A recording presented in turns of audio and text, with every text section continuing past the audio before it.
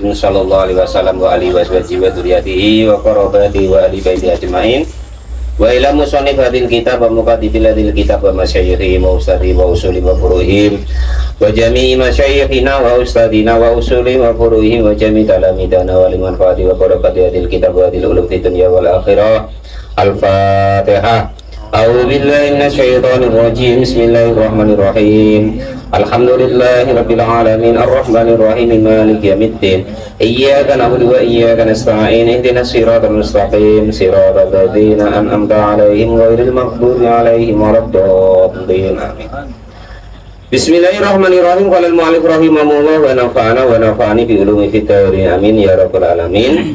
Wa faraiduha, meneruskan dari bab Jumatan kemarin syarat wajibnya Jumat sudah ya kan, Islam balik berakal, terus merdeka, terus laki. Lah untung sudah ngaji ini Pak Mukhlis ya kan, nado azaitun, nado azaitan, nado asaiton enggak urus. Nah, mana kena situlah ya kan gitu. Nah, kalau sudah tahu bahwasanya termasuk yang wajib Jumatan itu adukuri ria, nah itulah makanya kata Nabi itu laki. Makanya itu kata Nabi itu namanya fikih, itulah yang nanti menjaga syariatnya baginda Nabi hingga yaumil kiamah. Jadi beda-beda paling dikit-dikit. Nah, kalau nggak ada fikih, kita nggak ikut mujtahid, nggak ikut madhab, itu Islam nanti akan bias sekena-kena orang tuh berpikir. Jadi Islam dibawa sekenanya dewe. Nah, dengan adanya madhab, dengan adanya fikih, inilah nanti syariatnya Nabi itu terjaga. Islam tuh nggak bias kena orang. Qala al-mu'allif rahimahullah, ya semacam itulah Pak Lupi. Untung kita sudah ada malam Sabtu ya kan, malam Senin ya kan, malam Selasa, malam Rabu ya kan. Jadilah alhamdulillah. Setidaknya ada yang membentengi syariatnya Nabi dengan kita tahu seperti itu. Nanti tidak beda-beda jauh dengan madhab lainnya, madhab Syafi'i itu nggak beda jauh. Tapi kalau kita nggak bermadhab, ya itu tadi sekena dewek tadi, sekena perut orang itu ngato tentang Islam atau berpendapat tentang Islam. Nah, itu begitu. Nah, dengan begitu Islam nggak bias, nggak kemana-mana. Nanti akhirnya kalau nggak bermadhab, Pak Lupi bisa berpendapat dewek. Ini Qur'annya nih, ini hadisnya. Ini kalau menurut aku begini ya, begitu. Agama kok menurutmu tuh macam mana? Agama tuh riwayat kita ya, Islam tuh sudah baik intinya. Sudah bagus, sudah sempurna, sudah lengkap, kita tinggal ngikutin baik. Nggak usah buat baru. Nah, itu maksudnya. Lalu kita ngikutin yang dulu nggak telak kok. Maksudnya tuh belum semuanya kita bisa ngikutin, nah gitu loh. Kok buat yang baru? Nah, itu seperti itu. Walal mu'alif rahimahullah wa faraiduha, dan adapun fardu-fardunya Jumatan itu wa minhum, dan itu sebagian para ulama itu ada para ulama abaro yang mengibaratkan anha dari fardunya Jumat disuruti dengan syarat-syaratnya Jumat itu salah satu ada 3 akaduha. Adapun yang pertama wasaniha, dan kedua itu al-khutbah, ini 2 khutbah. Jadi 2 khutbah itu termasuk syarat pertama dan syarat kedua. Pokoknya kalau jadi khotib ya belajar tentang khotib, yakumu yang berdiri siapa, khotib siapa al-khotibu khotib fihima di dalam kedua khutbah, ya jelisu dan duduk bainahuma di antara 2 khutbah sebagai pemisah 2 khutbah. Kalau bisa ya cari yang bisa berdiri khotibnya, yang sudah tidak telah berdiri yo ngalah baik, khotib lainnya masih banyak ya. Nanti Pak Lupi sudah sotrok apa zaman sekarang tuh masih ngeyel pula nak khutbah lah, aku ini jatah aku, sudah rela baik, regenerasi ganti yang baru. Ini ngomong baca Fatihah kita mak sudah pelo ya nak wae. Akhirnya sifat ananiyah atau egoisnya menjadi kuat. Nah, jangan, itu nggak baik, sifat egois namanya. Qala sudah berkata siapa al-mutawali, Imam al-mutawali bi qadri tumakninati, duduk di antara 2 khutbah tadi sekira lamanya orang tumakninah baina sajdata, ini di antara 2 sujud. Walau ajasa dan jika tidak mampu siapa khotib anil qiyami dari berdiri wa khotoba, umpama ndak nian yang lain. Mas Gendon suruh khotib ya ndak mau, Bang Irul ya wah ndak biasa. Kang Kamto kebetulan lagi sakit pinggang ndak bisa tegak lah umpama. Maksa lah Kang Kamto ya. Pak Muklis lagi ke Jambi suruh khotbah umpama kan. Pak Ismadi tunggu dureng belum balik umpama ya kan. Pak Janis aku udah biasa lah umpama, Bang Irul lah yang ada ya sudah. Penting ibaratnya duduk di antara dua khutbah itu kira-kira lamanya orang tumanina di antara duduk di antara dua sujud. Wa khutbah andai kan kok ndak teknian ya kan, adonyo memang Pak siapa nih yang sakit pinggang, Kang Deddy lah umpama kan sakit pinggang ya kan, kepaksaannya harus khutbah, ndak yang lainnya ndak yang mau umpama. Aumadwajian atau khutbahnya tidur miring soha ya sudah sah atau boleh. Wajasa dan diperbolehkan apa liktidau mengikuti dengan khotib yang tidak telah berdiri, khutbahnya dengan duduk tadi atau dengan tidur miring. Kalau sudah tahu begini, kita besok jangan heran kalau ada khotib kok seenaknya umpama ya kan. Loh kalau kejadian macam apa sekarang ini kan begitu. Lu kan tidur miring boleh, duduk boleh, orang perempuan boleh Jumatan. Nah terus mata apa itu? Saiki Karno, terus boleh lah pokoknya. Ya macam itu. Nah, gara-gara itu tadi tidak dipahami tentang syariat itu. Walau ma'al jali walaupun beserta dia tidak tahu, bihalihi dengan tingkahnya. Wa khaisu khotbah dan andaikan khotib itu kok khotbah kok idan dalam keadaan duduk. Fasola maka memisahlah siapa khotib tadi bainal khutbata ini di antara dua khutbah bisa katatin dengan diam labi tijain bukan dengan tidur miring tapi gara-gara tidak tahu ya kan. Tadi kan kalau khotib itu berdiri di antara dua sujud kan duduk lah, ini dikiranya seperti itu. Kalau khutbahnya sambil duduk duduk di antara dua khutbahnya diganti dengan tidur miring, bukan begitu. Tapi diem wae, duduk tapi diem, jangan kok diganti tidur miring. Wah mana tempat untuk tidur miring nih. Untuk pemisah antara dua khutbah bukan begitu, tapi diam. Nah itu gunanya kita ngaji. Orang mu'alif rahimahullah tapi repot pula tukang tuh buatkan tempat tidur miring ngapa khotib ngapa untuk pemisah dua khutbah ketika dalam keadaan duduk. Nah itu. Nah terus ini jangan takut tentang khutbah ini wa arkanul khutbata ini.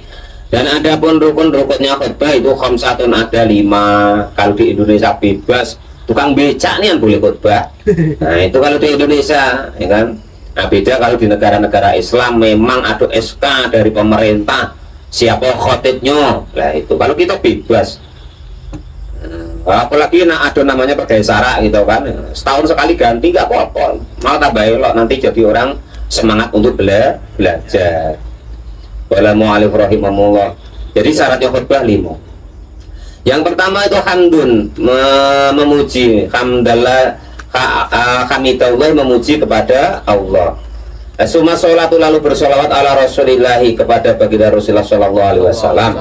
Walau duma dan adapun lafadznya hamdalah dan sholawat itu muta'ayyanun khusus. Alhamdulillah, alhamdulillahilladzi hadana li hadza, atau seterusnya ya sholawatnya ya khusus. Alhamdulillahnya usahakan ada syahadatnya alhamdulillah asyhadu alla ilaha illallah wa la syarikalah wa asyhadu anna muhammadan abduhu wa rasuluh. Lah gitu. Sholawatnya juga diusahakan khusus, jangan Allahumma sholli ala Muhammad gitu, jangan. Kalau bisa ya ada lebihnya Allahumma sholli wa sallim wa barik ala sayyidina Muhammadin wa ala ali sayyidina Muhammad adada kamalihi wa kamayalihi bi kamalihi wa ala alihi wa ashabihi ajma'in, baru amma ba'du itu.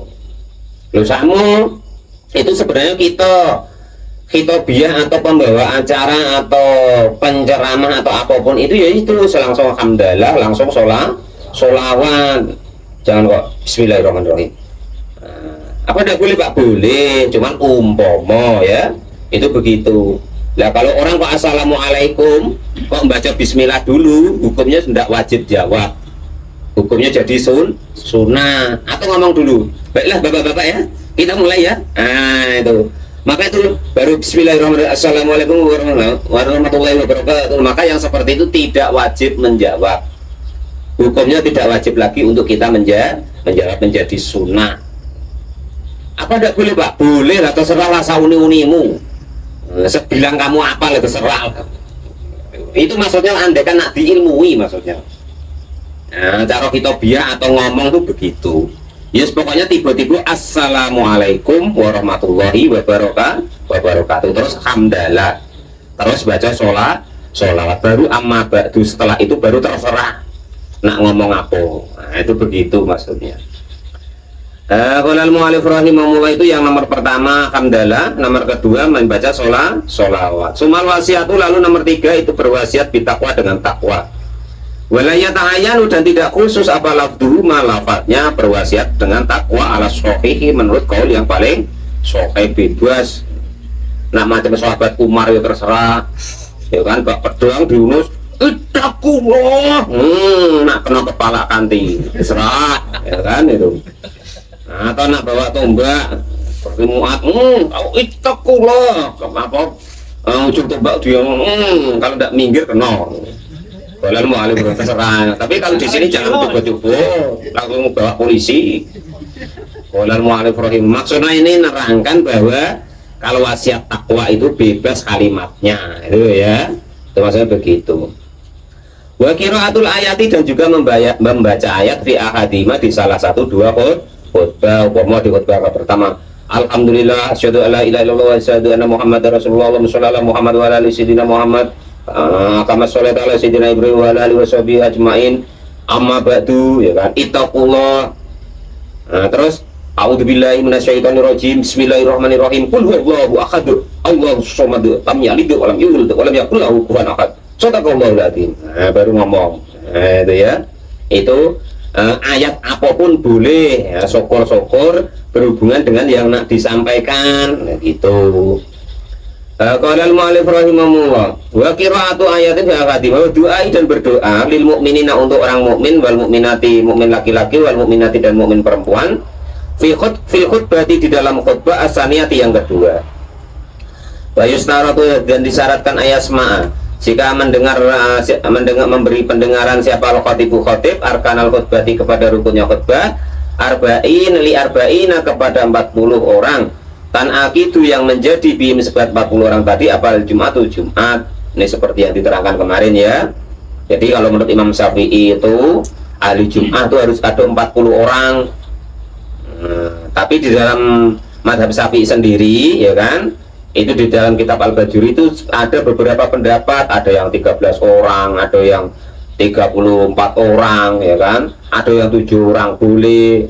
Jadi kita yang itu jangan terpaku ya, karena itu sudah bias istilahnya, jangan maksokan untuk 40, syukur-syukur kalau bisa.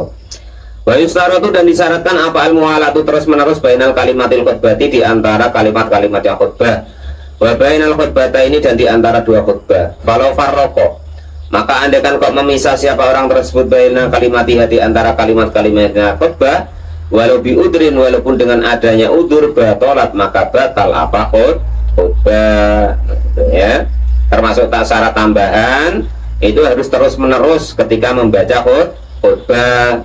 Jangan khutbah baru separuh tinggal ngerokok dulu umpama, ya kan, itu yang khotib loh. Tapi alhamdulillah belum pernah ketemu ya Pak ya, alhamdulillah lah, kan di Indonesia ya kan. Kalau di Afrika sana ya ada udah beler-beler, sama-sama tahu sakar PDW, ditinggal ngombe ya kan, ada akuannya di depannya, minum dulu. Nah, kalau kita kamu fresh khutbah begitu, aliran baru dilempar orang, aliran baru, turun, nah, gitu. Kalau di luar negeri itu khutbah itu yang diturunkan orang tuh kalau udah TSK. Kalau khutbahnya bebas tadi. Walal mu'alif rahimahullah wa yustaratu, dan disyaratkan fiha, di dalam khutbah apa sitrul aurati, menutup aurat. Jadi syarat lagi bagi khotib itu menutup aurat. Jangan kok ibaratnya pusatnya nampak terus pakai celana pendek di atas lutut. Nah, itu tidak sah khotib yang seperti itu. kan nggak sholat Pak, ya ini syaratnya gitu loh. Atau haratul hadasi dan suci dari hadas, wal khubsi dan larina najis, fisaubi baik di pakaian, wa badanin dan badan, wa makanin dan tempat. Itu yang nomor 2. Jadi syarat-syarat khutbah itu, rukun khutbah itu ada 5: membaca hamdalah, membaca sholawat, terus wasiat takwa, membaca ayat di salah satu 2 khutbah, terus mendoakan mukminin mukminat muslimin muslimat di khutbah yang kedua. Cuman 5 itu. Nah, terus ada syarat-syarat tambahan, yaitu terus menerus di dalam membaca khutbah. Terus khotib bukan usahakan, termasuk syaratnya ya, itu menutup aurat, suci dari hadas kecil, suci dari hadas besar, suci dari najis, badan, tempat, dan pakaiannya. Terus kalau dalam kitab bajuri itu ada tambahan, usahakan namanya rukun khutbah itu pakai bahasa Arab. Nah itu ya. Kalau selain itu serahlah. Walaupun nanti kalau kanti-kanti sebelah itu ada yang pakai bahasa Arab, semua datik bahasa Indonesianya, terserah itulah. Cuman para ulama kita membolehkan pakai bahasa ajam atau bahasa kita lah, bahasa lokal. Andaikan untuk masalah nasihatnya, yang penting syarat rukun-rukunnya khutbah itu pakai bahasa Arab. Nah itu begitu. Sudah bisa membedakan Pak Lupi ya. Kalau ada kanti sebelah itu pakai bahasa Arab semua, sampai akhirnya terserah. Wong saya maca ya mudeng bora ya kan. Apa meneh sing ngrungokke. Qala al-mu'allif rahimahullah wa nafa'ani bil hitarin amin ya rabbal alamin. Siapa tahu diterjemahkan Pak Lupi, ada terjemahnya itu, ada nasihatnya, ada manfaatnya itu. Makanya ya orangnya kaku-kaku karena enggak tahu artinya. Enggak paham maksudnya, pokok angger gabrus diwaca karepe ngono ya. Qala al-mu'allif rahimahullah wa salisu, dan yang ketiga tadi khutbah pertama syaratnya syaratnya Jumatan ya, fardunya atau syaratnya Jumatan. Khutbah pertama, khutbah kedua, yang ketiga min faraidil jumati itu angtusoli, jika sholat siapa orang tersebut bidulmi awalihi dengan dulma awalnya, rakaat ini kepada 2 rakaat fil jamaati di dalam keadaan berjamaah. Jadi 2 rakaat secara berjamaatan akidu menjadi bim sebab berjamaah apa al-jum'atu jumatan. Wa yustaratu, dan disyaratkan lagi wuku'i hadi sholati, jatuhnya inilah sholat badal khutbah ini setelah 2 khutbah. Jadi khutbah dulu baru sholat 2 rakaat, itu kalau Jumatan. Bikhilafi sholatil idi, berbeda dengan sholat id. Fa innaha, maka sesungguhnya sholat itu qoblal khutbah ini sebelum khutbah. Beda kalau sholat id. Kalau sholat id itu sholat dulu baru 2 khutbah. Nah itulah rukun-rukun atau syarat-syaratnya daripada Jumatan. Yang pertama khutbah pertama, yang kedua khutbah kedua dengan syarat-syarat tadi ya kan. Rukunnya khutbah itu ada 5 tadi: baca hamdalah, baca sholawat, wasiat takwa, membaca ayat di salah satu 2 khutbah. Yang terakhir yaitu mendoakan mukminin mukminat di khutbah yang kedua. Sesingkat itu rukunnya. Jadi jangan takut kalau besok Bang Irul suruh khutbah ya. Udah ya. Qala al-mu'allif rahimahullah, itulah yang nomor 3 rukun atau syaratnya khutbah itu, yaitu sholat 2 rakaat dengan berjamaah setelah 2 khutbah. Nah itu yang jadi untuk pedoman. Berbeda kalau dengan sholat Idul Fitri, Idul Adha, maka sholat dulu baru khutbah. Nah itu begitu. Qala al-mu'allif rahimahullah, dan bedanya kalau Jumatan itu wajib, kalau sholat id itu sunnah. Namun lebih favorit sholat id. Macam mana dari dulu? Ya enggak apa-apa, just biarin. Full pokoknya ya kan. Lah orang buat masjid dibesar-besarin itu cuma untuk nyediatin sholat id lah itu masalahnya. Itu enggak muat. Padahal hari-hari ya 3-4 orang sudah elok. Tapi ya enggak apa-apa. Daripada untuk bangun yang enggak aneh-aneh ya kan. Saya elok untuk bangun itu. Qala al-mu'allif rahimahullah. Nah itulah rukun-rukun atau fardu-fardunya daripada Jumatan dan rukun-rukun khutbah. Wallahu a'lam bishawab. Alhamdulillahirabbil alamin. Pesan khusus guru? Hah? Pesan khusus? Apa pesannya? Satu pesan-pesanan. pesannya besok Pak Limo mau ngaji